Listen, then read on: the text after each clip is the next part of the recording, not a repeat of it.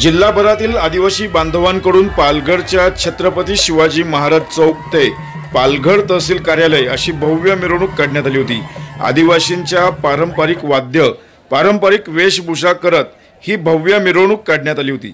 यावेळी आदिवासींचं सांस्कृतिक जतन आणि संवर्धन करण्याचं आवाहन देखील मिरवणुकीत करण्यात आलं होतं। या मिरवणुकीला विक्रमगड विधानसभेचे राष्ट्रवादीचे शरद पवार गटाचे आमदार सुनील बुसारा यांनी देखील हजेरी लावली।